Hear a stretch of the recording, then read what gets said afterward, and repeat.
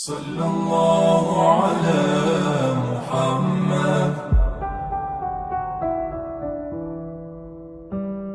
اللہ تعالیٰ نے انسان کو یاد کرایا ہے کہ تو نے عبادت اپنے رب کی کرنی ہے، اور فرمایا رب تمہارا وہ ہے جس نے تمہارے لیے زمین کو فرش بنایا ہے، آسمان کو چھت بنایا ہے، اور آسمان سے پانی برسا کے تو زمین سے پھل اگائے ہیں، رزق لکم، وہ بھی تیرے کھانے کے لیے اگائے ہیں۔ وہ جو آسمان سے بارش برسا کے زمین سے سبز اور پھل اگائے ہیں تو وہ بھی تیرے لیے۔ جب سارا کچھ تیرے لیے بنایا تو بھی تو عبادت کرنا اپنے رب کی، پھر کسی کو اس کا شریک نہ ٹھہرا۔ ایک چیلنج بھی کیا قرآن مجید نے اس رکوع کے اندر،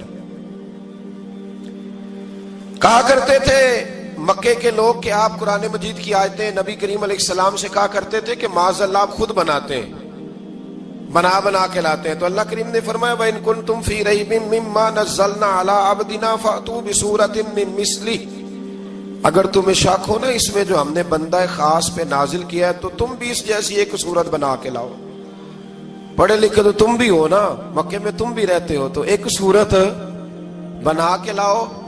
قرآن مجید ہم سے چھینا گیا ہے سازش کے تحت، اس لیے کہ جس قوم کو قرآن آ جاتا ہے نا پھر کوئی کافر اس کا مقابلہ نہیں کر سکتا۔ دیکھیں نا، اگر کافروں کے پاس جواب ہوتا قرآن پاک کا تو بدر اور احد میں نا کوئی آیت بنا کے لاتے قرآن کے مقابلے کی، تلواریں لے کے نہ آتے، ان کے پاس جواب ہی نہیں تھا۔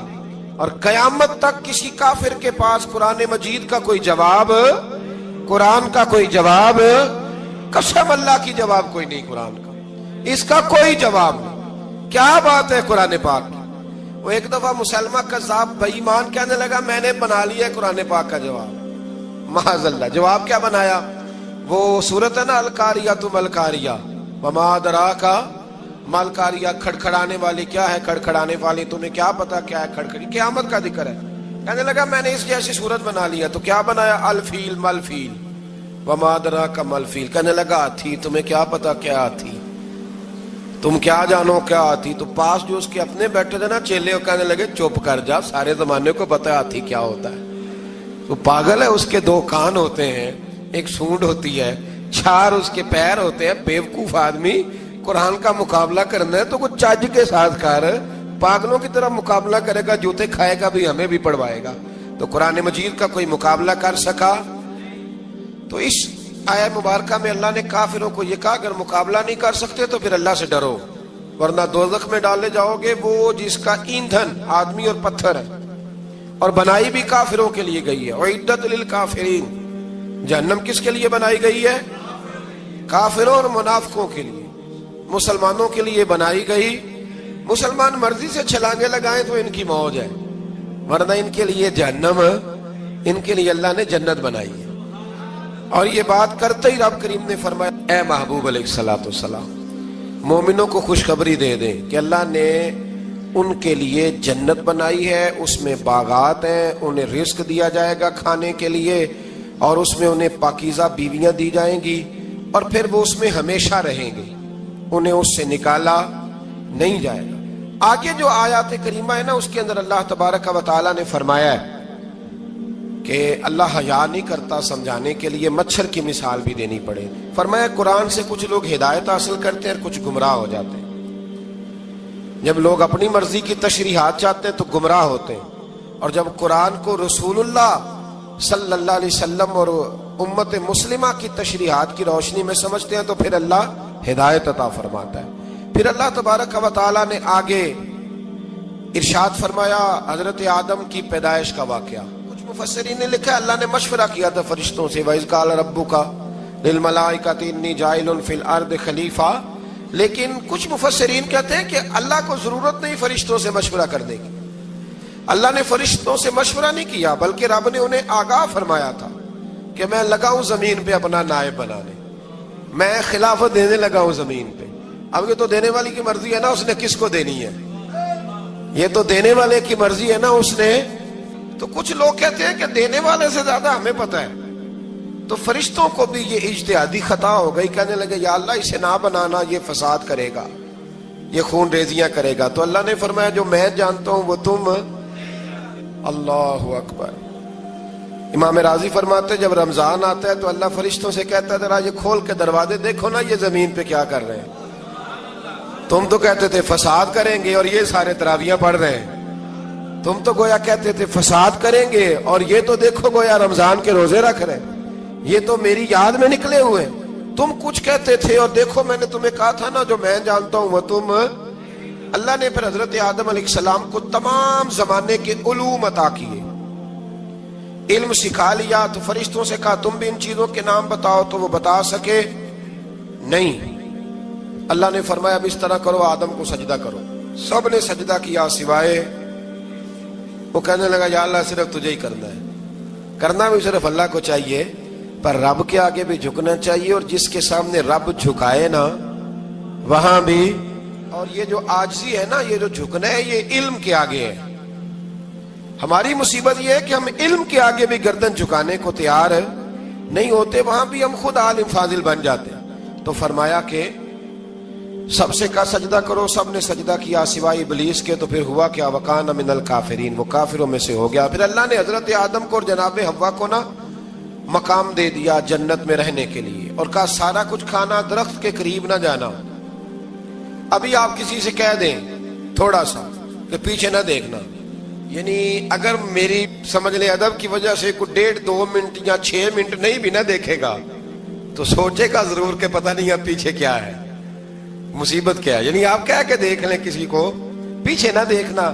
فطرت ہے نا انسان کی, وہ جستجو کرتا ہے. کہا اس درخت کے پاس نہ جانا. تو حضرت حوا سلام اللہ علیہ کہتے ہیں دل میں خیال رہتا تھا کہ آخر ہے کیا درخت کے پاس. یہی انسان کا عقیدہ توحید ہے کہ جہاں سے رب منع کر دے وہاں وہ منع ہو جائے. اور یہ ان کی خطا نہیں تھی, یہ اللہ کی حکمت تھی, چونکہ رب نے تو پہلے کہہ دیا تھا بنایا ہی زمین کے لیے, تو یہ تو سارا کچھ ہونا تھا تو زمین پہ آنا تھا نا. تو حضرت حوا اور جناب آدم کے پاس شیطان آیا, اب اس کو نکال تو دیا تھا پر ابھی اس کا جنت میں آنا جانا بند نہیں ہوا تھا. یہ بھی اللہ کی حکمت تھی.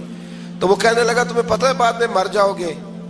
تو حضرت حوا کہنے لگی کیا موت بھی آئے گی؟ کہاں, اس کی تکلیف بھی بڑی ہوگی, تو پھر بچیں گے کیسے؟ تو کہنے لگے پھل کھا لو اس درخت کا. تو بچنے کے لیے پھل کھایا تھا. اس طرح لوگ آج بہت سارے کام بچنے کے لیے کرتے ہیں پر بچ سکتے, بچنے کے لیے پھل کھایا. تو اللہ نے فرمایا زمین پہ چلے جاؤ. تو حضرت آدم زمین پہ آئے, پھر کئی 100 سال روتے رہے. فتلقى آدم من ربہ کلمات, تو پھر اللہ نے خود ہی جناب آدم کو کچھ کلمے سکھائے. علامہ اسماعیل حقی فرماتے ہیں وہ کلمے یہ تھے کہ حضرت آدم نے میرے نبی کا وسیلہ پیش کیا, اللہ کریم نے جناب آدم کی دعا کو مقبول فرما لیا.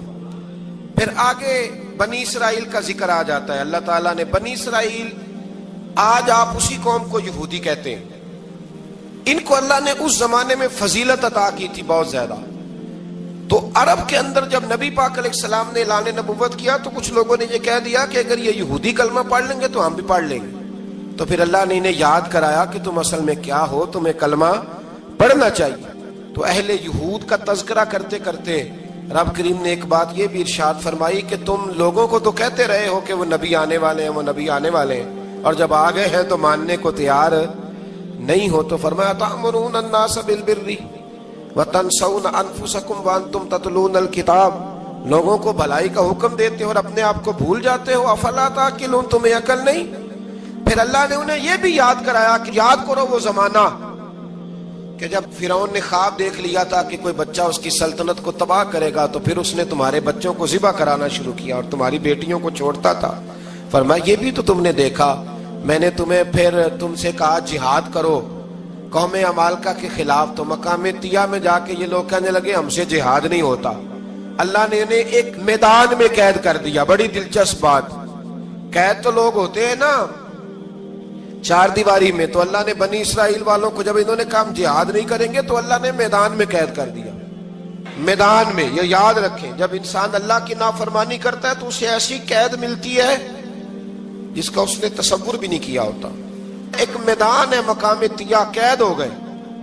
سارا دن سفر کرتے تھے, سارا دن, تو رات کو تھک کے سوتے تھے, صبح اٹھتے تھے نا جب, تو وہیں ہوتے تھے جہاں کل صبح چلے تھے.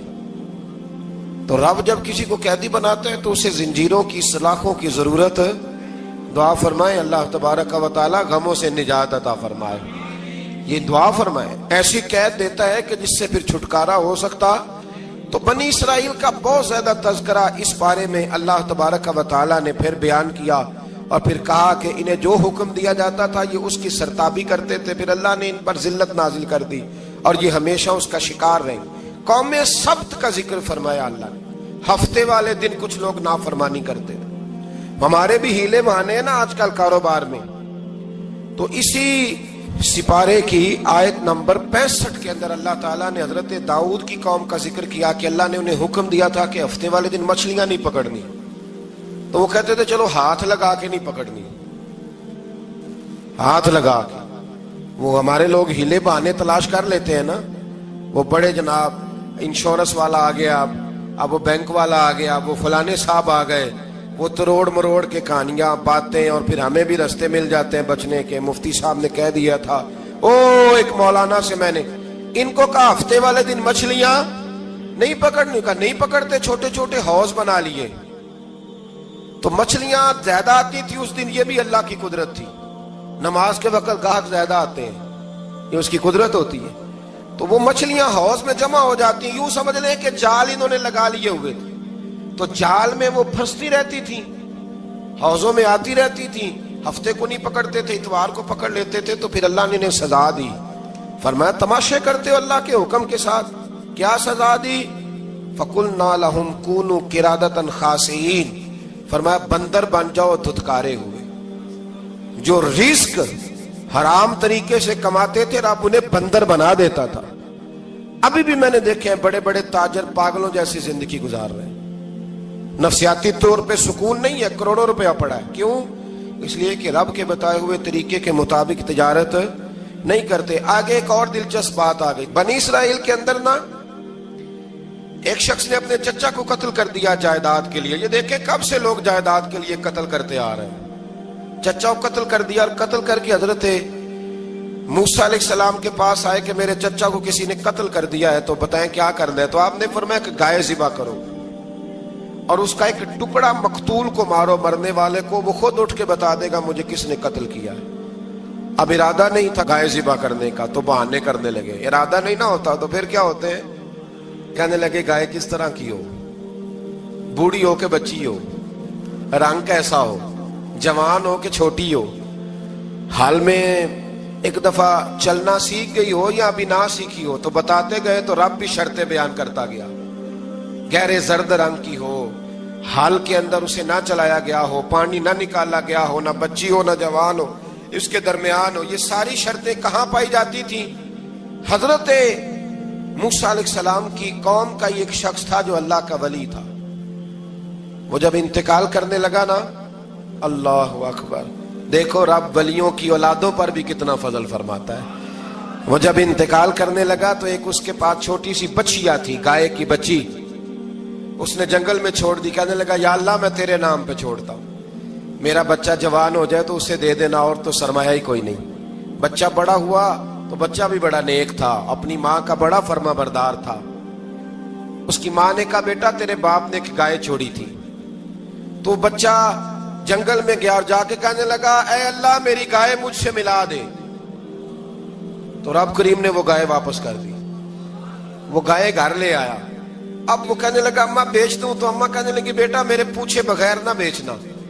کئی دفعہ گاہک لگے پر اس نے کہا جب تک میری اماں نہ کہے گی میں بیچوں گا۔ ادھر بنی اسرائیل والے شرطیں جتنی گائے کے بارے میں پوچھ چکے تھے وہ ساری اسی گائے میں پائی جاتی تھی، تو یہ ڈھونڈتے ڈھونڈتے وہاں پہنچ گئے، تو کہنے لگے گائے چاہیے، تو اس نے کہا بھی تمہاری مرضی سے نہیں، قیمت میری مرضی کی۔ ایک مفسر نے تو یہاں تک لکھا ہے کہ اس نے کہا گائے ذبح کر کے نا، تو جتنا گائے کے اندر گوشت ہوگا نا اتنا ہی کھال کے اندر تم مجھے مال بھر کے دو گے، اتنے سکے بھر کے دو گے، اتنی اشرفیاں بھر کے دو گے تو پھر تمہیں گائے دوں گا۔ تو پھر یہ گائے انہیں ملی اور یہ گائے لے کر کے آئے۔ زیادہ سوالات نہ کرتے تو زیادہ الجھتے نہ۔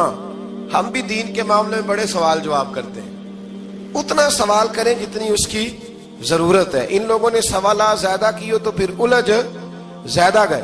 تو میرے بھائی اس کا ذکر بھی اللہ تبارک و تعالیٰ نے پہلے پارے کے اندر بیان فرمایا. پھر اللہ کریم نے فرمایا کہ کچھ ایسے لوگ بھی ہیں یہودیوں میں سے جن کا دعویٰ ہو گیا ہے کہ ہم اللہ کے بڑے پیارے ہیں. فرمایا یہ صرف ان کے منہ کی باتیں ہیں, یہ تو قیامت میں پتہ چلے گا نا کہ اللہ کا پیار کس کے ساتھ زیادہ ہے. اور پھر یہ بھی یہودیوں نے دعویٰ کیا ہے, اسی پارے میں اللہ فرماتے ہیں کہ ان کا دعویٰ ہے کہ ہم اللہ کے بڑے پیارے ہیں, جنت میں ہم ہی جائیں گے. تو اللہ فرماتے ہیں پھر مرنے کی دعا تو کرو, جنت میں تو مر کے جانا ہے نا. لیکن رب فرماتے ہیں یہ کبھی مرنے کی دعا نہیں کریں گے, اس لیے کہ انہیں پتہ ہے کہ ہم نے آخرت کے لیے کیا بھیجا. لے جی پہلا حکم آ گیا یا ایھا الذین آمنوا کہہ کے, پہلی آیت قرآن پاک کی پہلے سپارے میں پہلی آیت جس میں اللہ نے کہا یا ایھا الذین آمنوا. تو پہلا حکم آمنوا کہہ کے آیت نمبر 104 میں جو اللہ نے حکم دیا ہے نا وہ نبی پاک کی تعظیم کا حکم ہے.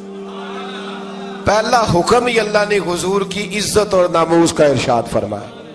پہلا اس ترتیب کے لحاظ سے وہ ہوا یہ کہ جب نبی پاک کو بات ارشاد کرتے تو صحابہ کرام اٹھ کے عرض کرتے رائینا یا رسول اللہ, حضور سمجھ نہیں آئی ذرا رعایت کر دے. تو یہودیوں کی عبرانی زبان کے اندر نہ ذرا کھینچ کے پڑھتے تھے رائینا, تو اس کا معنی بنتا تھا معاذ اللہ اے ہمارے چرواہے. بکریاں چرانے والے کو بھی وہ رائینا کہتے تھے. تو جب صحابہ یہ کہنے لگے تو اللہ نے منع ہی کر دیا. فرمایا میرے محبوب کے غلاموں, اس لفظ کے پیچھے چھپ کے, اس لفظ کے پیچھے چھپ کے لوگ میرے نبی کی بے ادبی کر جاتے ہیں. تو جس لفظ کا کوئی ایک معنی بے ادبی والا بنتا ہو وہ لفظ بھی میرے نبی کے لیے نہ کہو. لفظ وہ والے کہو جس میں کوئی بے ادبی کا معنی نکلے نہ. یہاں لوگوں نے بڑے بڑے لفظ نہیں بول دیے, پھر کہتے میرا مطلب یہ تھا, میرا مطلب وہ تھا. تو تو نے وہ لفظ بولا کیوں جس کا کوئی غلط مطلب بھی نکل سکتا تھا؟ اللہ نے فرمایا یا ایھا الذین آمنوا لا تقولوا رائینا, اے ایمان والو رائینا کہو ہی نہ. تو یا اللہ کیا کہیں؟ فرمایا وقولوا انظرنا, تم کہو یا رسول اللہ ایک نظر فرمائیے. انداز دیکھیے, انظرنا ایک نظر. تو ہمارے بزرگ تو پہلے بڑے پیار والوں نے کہہ دیا یا رسول اللہ انظر حالنا. کہتے کہاں سے لاتے ہو جملے؟ میں نے کہا اللہ کی کتاب سے.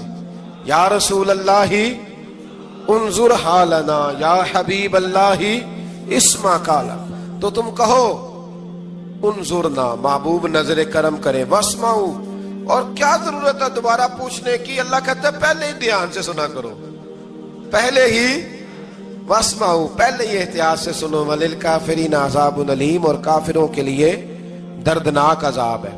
لے جی اسی پارے میں اللہ تبارک و تعالیٰ نے پھر اہل یہود کا ذکر کیا. تو یہود کہنے لگے کہ ہم حضرت ابراہیم کے ماننے والے ہیں. تو اللہ کریم نے وہ بھی ذکر کیا کہ میں نے تو ابراہیم کو آزمایا ہے. وَإِذِ ابْتَلَىٰ إِبْرَاهِيمَ رَبُّهُ بِكَلِمَاتٍ فَأَتَمَّهُنَّ, ہم نے ابراہیم کو کچھ چیزوں سے آزمایا ہے, وہ ہماری آزمائش پہ پورے اترے. قَالَ إِنِّي جَاعِلُكَ لِلنَّاسِ إِمَامًا, تو پھر ہم نے انہیں کہا کہ ہم آپ کو پوری دنیا کا امام بنائیں گے. وہ آزمائش کیا تھی؟ آگ میں جانا بھی آزمائش, بیٹے کا نہ ہونا بھی آزمائش, بیٹا ہوا تو پھر اسے وادی غیر ذی زرع ان میں چھوڑ کے آنا بھی آزمائش, بڑا ہوا تو پھر ذبح کرنا بھی آزمائش. فرمایا جہاں جہاں آزمایا ہے نا ابراہیم ہماری آزمائش میں پورے اترے. فرمایا تو مفت میں حضرت ابراہیم کی اولاد بنتے ہو اور ان کا نام لیتے ہو اور ان کے ساتھ اپنا تعلق بناتے ہو, دیکھو تو صحیح وہ کتنی آزمائشوں سے گزرے. تو اس کا بھی اللہ نے اسی میں ذکر فرمایا. اور پھر وہ بات کرتے تھے حضرت یعقوب کی اور حضرت اسحاق کی. تو فرمایا وہ تو ہمارے اتنے خاص بندے تھے کہ وصال کے وقت بھی انہوں نے اپنی اولادوں کو نصیحت فرمائی تھی کہ اللہ کی توحید پہ قائم رہنا. اس کا ذکر بھی اللہ نے اسی پارے میں بیان فرمایا. اور جو حضرت ابراہیم اور جناب اسماعیل نے کعبہ تعمیر کیا تو اس کا ذکر بھی اللہ تعالیٰ نے اسی پارے میں فرمایا. فرمایا جب وہ کعبہ بنا رہے تھے تو کہہ رہے تھے ربنا تقبل منا, کہہ رہے تھے اے اللہ بنا ہم نے دیا ہے پر مہربانی فرما ہم سے قبول فرما لے. تو جو آیہ کریمہ آخر میں عرض کرنا چاہتا ہوں اس پر بھی تھوڑی توجہ فرمائیں گے تو بات بڑی نکھر کے باہر آئے گی. یہ 16ویں رکوع کے اندر اللہ نے پھر یہود کا اور عیسائیت کا ذکر فرمایا. تو اللہ کریم نے ایک بات ارشاد فرمائی. یہودیوں کے ہاں جب کوئی بچہ پیدا ہوتا تھا پیلے رنگ کے ساتھ اس کو رنگتے تھے, یا کوئی خاص رنگ تھا ان کا. بچہ پیدا ہوتا تو اس پر وہ رنگ چڑھاتے ہیں کہ یہ جی ہمارے مذہب کا رنگ ہے. ہمارے ہاں بھی رسمیں ہیں نا اپنی اپنی، معاذ اللہ اپنی اپنی نہیں ہونی چاہیے، اللہ رسول کا حکم ہونا چاہیے. تو یہودیوں کے ہاں بچہ پیدا ہوتا تو ایک خاص رنگ چڑھاتے، عیسائیوں کے ہاں پیدا ہوتا تو وہ بھی ایک خاص رنگ چڑھاتے. تو مسلمانوں کے ہاں بچے پیدا ہوئے تو انہوں نے بھی توجہ کی کہ یہ کیا ہو رہا ہے، تو رب کریم نے فرمایا صبغۃ اللہ، رنگ اللہ کا ہی ہے. ومن احسن من اللہ صبغہ، اور فرمایا اللہ کے رنگ سے زیادہ خوبصورت کس کا رنگ ہو سکتا ہے. اللہ کا رنگ کیا ہے؟ لا الہ الا اللہ محمد الرسول اللہ صلی اللہ علیہ. فرمایا نیلے پیلے کالے رنگ نہ چڑھاؤ، اپنے ذہن پر توحید و رسالت کا رنگ چڑھاؤ. یہ سب سے بہترین رنگ ہے. اگر تمہارے ذہنوں پر رب رسول کی توحید کا رنگ چڑھ گیا تو یہ وہ والا رنگ ہے، پھر تمہیں کسی اور رنگ کی طرف جانے کی ضرورت نہیں پڑے گی. تو فرمایا رنگ وہ پیدا کرو جو توحید کا ہے، رسالت کا ہے، اس رنگ کی توجہ کرو. قرآن مجید کے اس پارے میں اللہ کریم نے مختلف باتیں بیان کر کے آخری رکوع میں یہ جو رنگ کا ذکر فرمایا نا، تو یہ لگتا ہے پورے پارے کا خلاصہ ہے کہ رب کریم نے فرمایا اصل بات یہ ہے کہ تمہاری سوچوں پہ رب رسول کی توحید و رسالت کا رنگ ہونا چاہیے. ہر وقت بچہ پیدا ہو کو دنیا سے جائے تو رنگ کس کا ہونا چاہیے؟ اللہ رسول کے دین کا. اللہ تعالی ہمیں سمجھنے کی توفیق عطا فرمائے. آخر دعوانا ان الحمدللہ.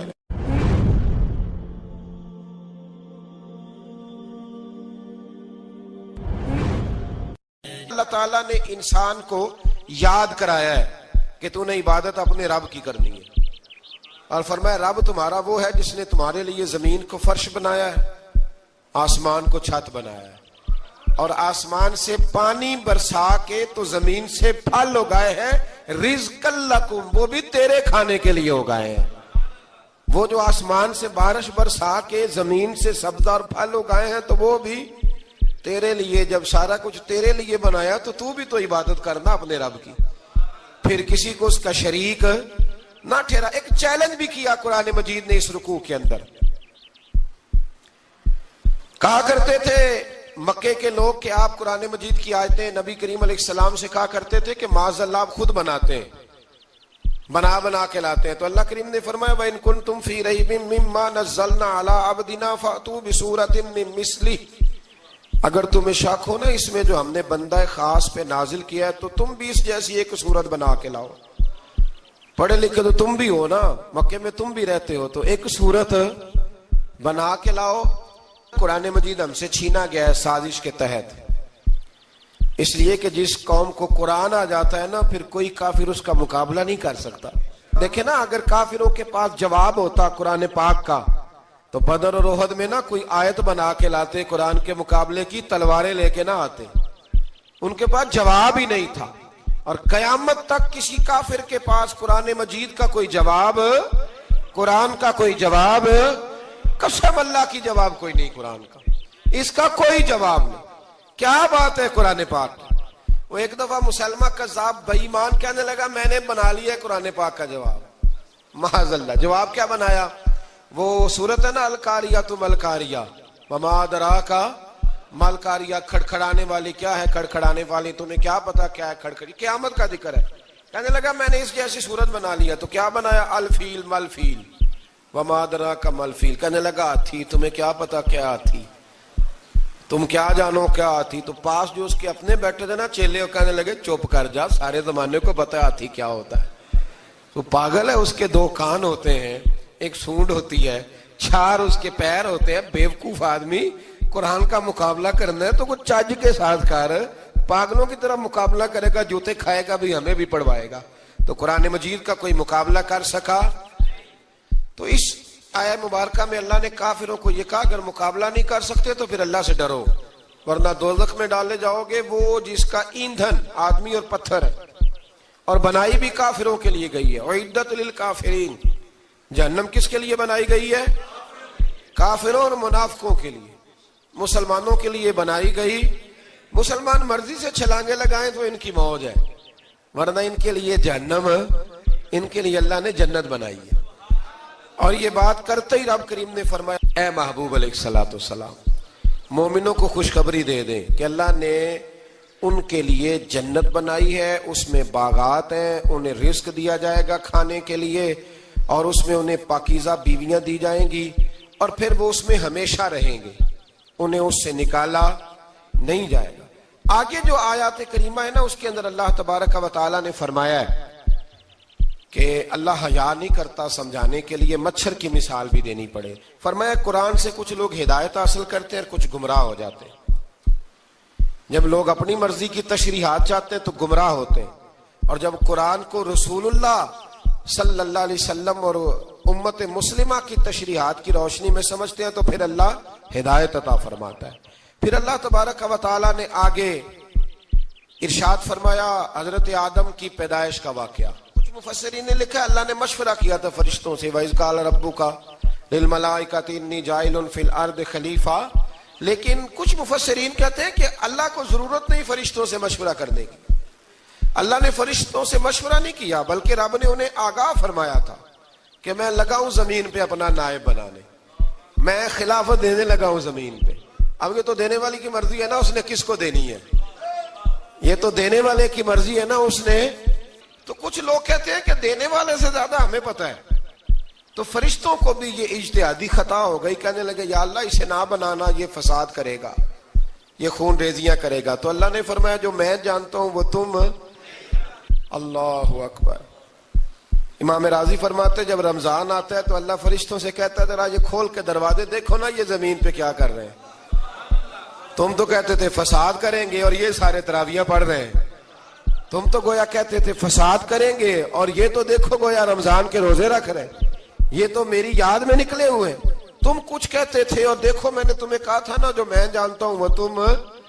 اللہ نے پھر حضرت آدم علیہ السلام کو تمام زمانے کے علوم عطا کیے، علم سکھا لیا، تو فرشتوں سے کہا تم بھی ان چیزوں کے نام بتاؤ، تو وہ بتا سکے نہیں۔ اللہ نے فرمایا اب اس طرح کرو آدم کو سجدہ کرو، سب نے سجدہ کیا سوائے، وہ کہنے لگا یا اللہ صرف تجھے ہی کرنا ہے، کرنا بھی صرف اللہ کو چاہیے، پر رب کے آگے بھی جھکنا چاہیے، اور جس کے سامنے رب جھکائے نا وہاں بھی۔ اور یہ جو عاجزی ہے نا، یہ جو جھکنا ہے، یہ علم کے آگے ہے۔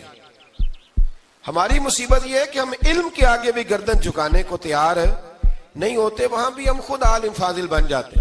تو فرمایا کہ سب سے کہا سجدہ کرو، سب نے سجدہ کیا سوائے ابلیس کے، تو پھر ہوا کیا وَكَانَ مِنَ الْكَافِرِينَ، وہ کافروں میں سے ہو گیا۔ پھر اللہ نے حضرت آدم کو اور جناب حوا کو نا مقام دے دیا جنت میں رہنے کے لیے، اور کہا سارا کچھ کھانا، درخت کے قریب نہ جانا۔ ابھی آپ کسی سے کہہ دیں تھوڑا سا کہ پیچھے نہ دیکھنا، یعنی اگر میری سمجھ لیں ادب کی وجہ سے کوئی 1.5-2 منٹ یا 6 منٹ نہیں بھی نہ دیکھے گا تو سوچے گا ضرور کہ پتہ نہیں اب پیچھے کیا ہے، مصیبت کیا ہے۔ یعنی آپ کہہ کے دیکھ لیں کسی کو، پیچھے نہ دیکھنا، فطرت ہے نا انسان کی، وہ جستجو کرتا ہے، کہا اس درخت کے پاس نہ جانا۔ تو حضرت حوا سلام اللہ علیہ کہتے ہیں دل میں خیال رہتا تھا کہ آخر ہے کیا درخت کے پاس۔ یہی انسان کا عقیدہ توحید ہے کہ جہاں سے رب منع کر دے وہاں وہ منع ہو جائے، اور یہ ان کی خطا نہیں تھی، یہ اللہ کی حکمت تھی، چونکہ رب نے تو پہلے کہہ دیا تھا بنایا ہی زمین کے لیے، تو یہ تو سارا کچھ ہونا تھا تو زمین پہ آنا تھا نا۔ تو حضرت حوا اور جناب آدم کے پاس شیطان آیا، اب اس کو نکال تو دیا تھا پر ابھی اس کا جنت میں آنا جانا بند نہیں ہوا تھا، یہ بھی اللہ کی حکمت تھی۔ تو وہ کہنے لگا تمہیں پتہ ہے بعد میں مر جاؤ گے؟ تو حضرت حوا کہنے لگی کیا موت بھی آئے گی؟ کہاں، اس کی تکلیف بھی بڑی ہوگی، تو پھر بچیں گے کیسے؟ تو کہنے لگے پھل کھا لو اس درخت کا، تو بچنے کے لیے پھل کھایا تھا۔ جس طرح لوگ آج بہت سارے کام بچنے کے لیے کرتے ہیں پر بچ سکتے، بچنے کے لیے پھل کھایا، تو اللہ نے فرمایا زمین پہ چلے جاؤ۔ تو حضرت آدم زمین پہ آئے، پھر کئی 100 سال روتے رہے، فَتَلَقَّى آدَمُ مِن رَبِّهِ کلمات، تو پھر اللہ نے خود ہی جناب آدم کو کچھ کلمے سکھائے۔ علامہ اسماعیل لکی فرماتے ہیں وہ کلمے یہ تھے کہ حضرت آدم نے میرے نبی کا وسیلہ پیش کیا، تو اللہ کریم نے جناب آدم کی دعا کو مقبول فرما لیا۔ پھر آگے بنی اسرائیل کا ذکر آ جاتا ہے۔ اللہ تعالیٰ نے بنی اسرائیل، آج آپ اسی قوم کو یہودی کہتے ہیں، ان کو اللہ نے اس زمانے میں فضیلت عطا کی تھی بہت زیادہ۔ تو عرب کے اندر جب نبی پاک علیہ السلام نے اعلان نبوت کیا تو کچھ لوگوں نے یہ کہہ دیا کہ اگر یہ یہودی کلمہ پڑھ لیں گے تو ہم بھی پڑھ لیں گے.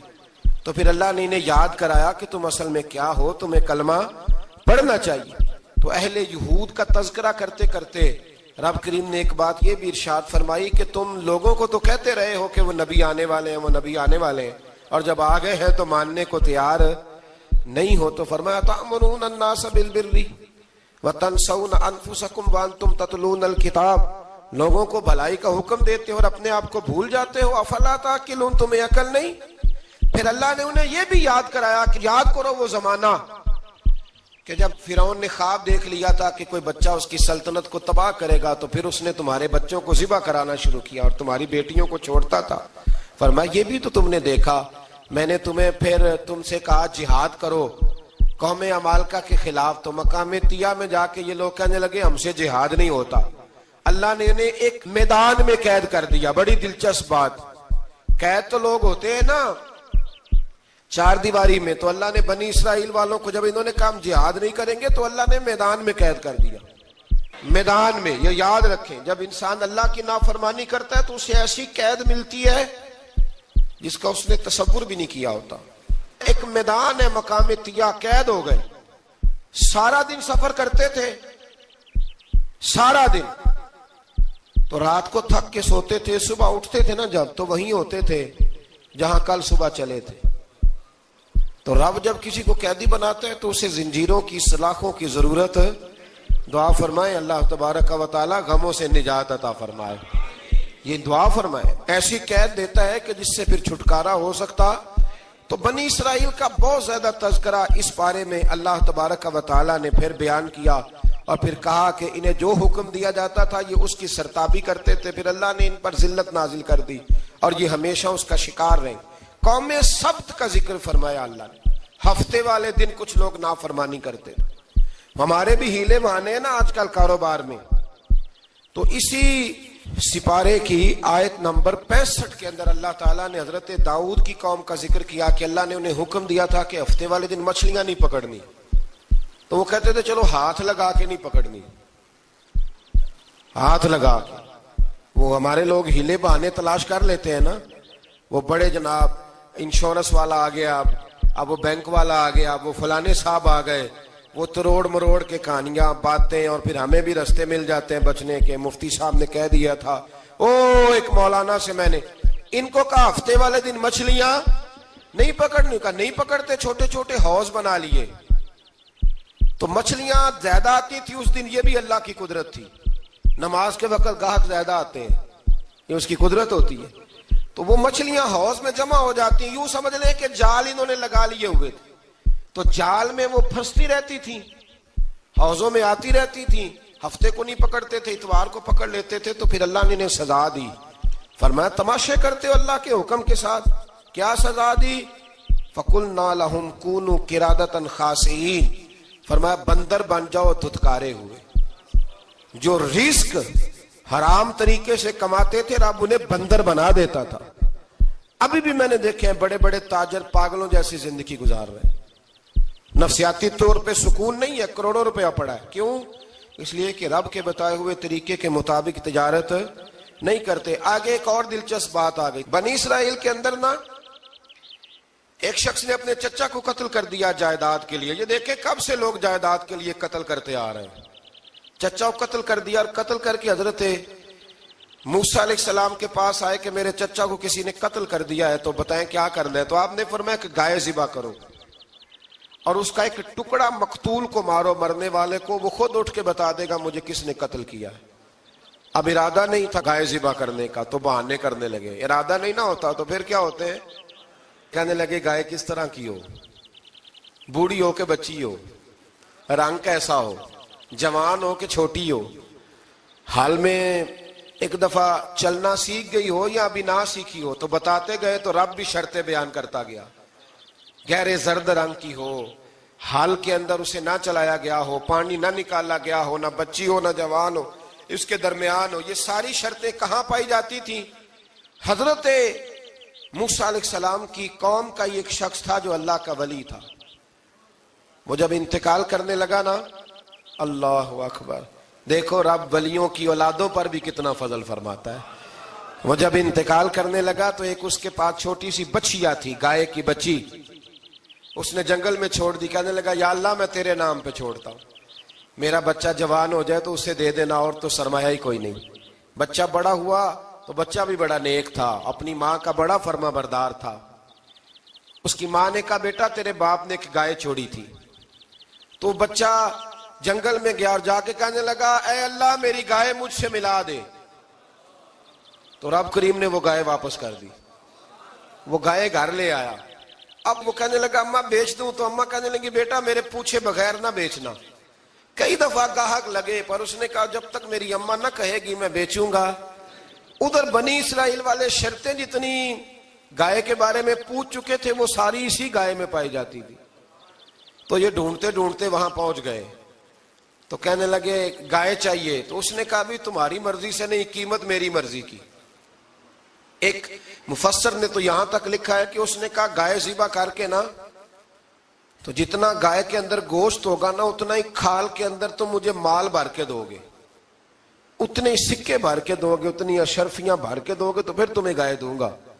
تو پھر یہ گائے انہیں ملی اور یہ گائے لے کر کے آئے. زیادہ سوالات نہ کرتے تو زیادہ الجھتے نہ. ہم بھی دین کے معاملے میں بڑے سوال جواب کرتے ہیں، اتنا سوال کریں جتنی اس کی ضرورت ہے. ان لوگوں نے سوالات زیادہ کیے تو پھر الجھ زیادہ گئے.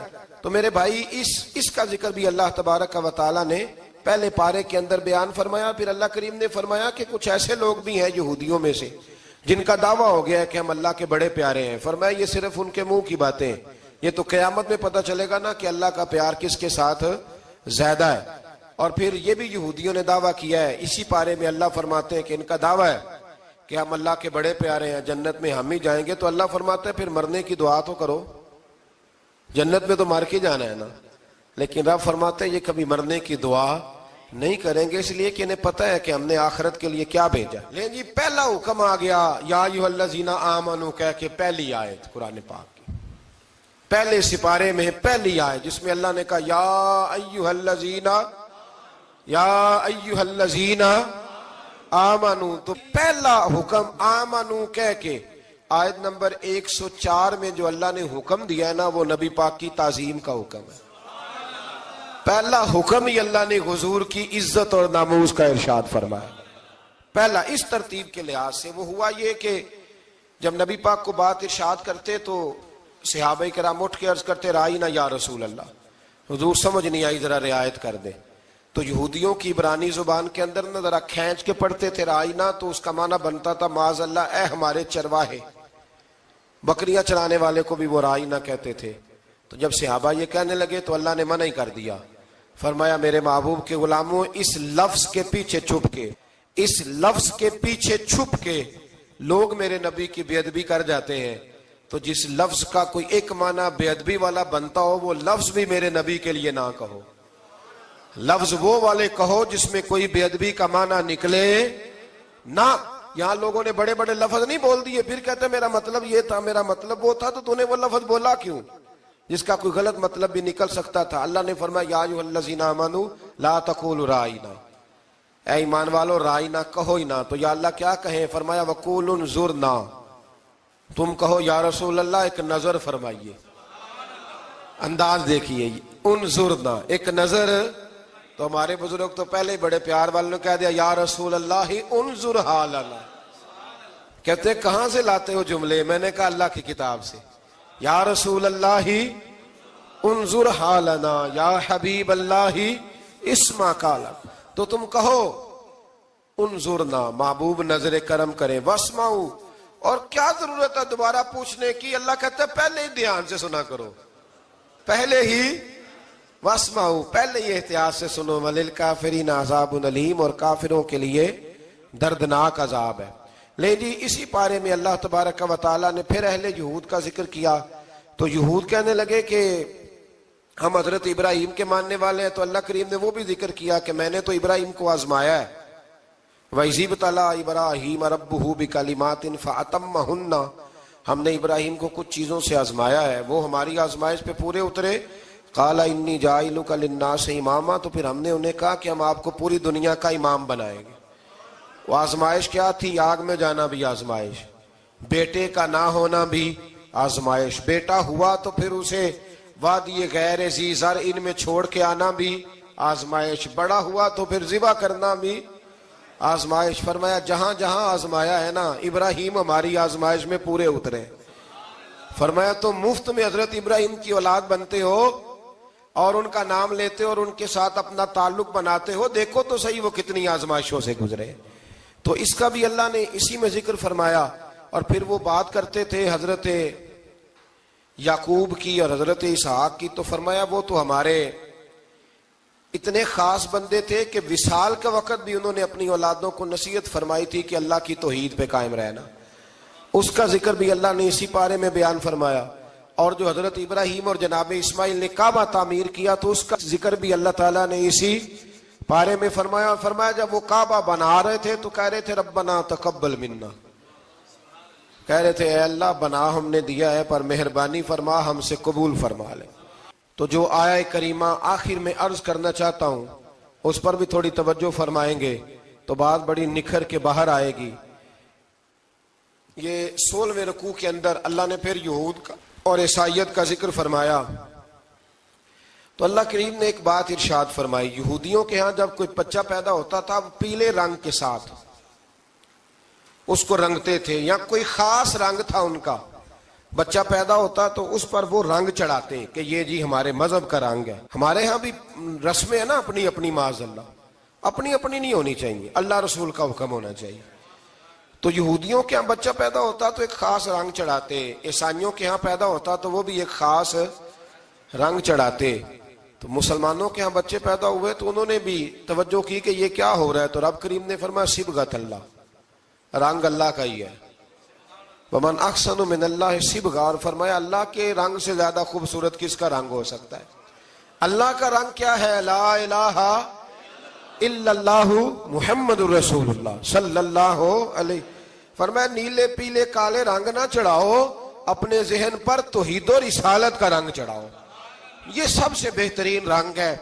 اگر تمہارے ذہنوں پر رب رسول کی توحید کا رنگ چڑھ گیا تو یہ وہ والا رنگ ہے، پھر تمہیں کسی اور رنگ کی طرف جانے کی ضرورت نہیں پڑے گی۔ تو فرمایا رنگ وہ پیدا کرو جو توحید کا ہے، رسالت کا ہے، اس رنگ کی توجہ کرو۔ قرآن مجید کے اس پارے میں اللہ کریم نے مختلف باتیں بیان کر کے آخری رکوع میں یہ جو رنگ کا ذکر فرمایا نا، تو یہ لگتا ہے پورے پارے کا خلاصہ ہے کہ رب کریم نے فرمایا اصل بات یہ ہے کہ تمہاری سوچوں پہ رب رسول کی توحید و رسالت کا رنگ ہونا چاہیے۔ ہر وقت بچہ پیدا ہو، کوئی دنیا سے جائے تو رنگ کس کا ہونا چاہیے؟ اللہ رسول کے دین کا۔ اللہ تعالی ہمیں سمجھنے کی توفیق عطا فرمائے۔ آخر دعوانا ان الحمدللہ۔ صلی اللہ علی محمد۔ چنگا لگدا ہے علی والا، سونا لگدا ہے علی والا، سونا لگدا ہے علی والا، چنگا لگدا ہے علی والا، علی والا والا علی والا، چنگا لگدا ہے علی والا، سونا لگدا ہے علی والا۔ کسے بھی میدان چو،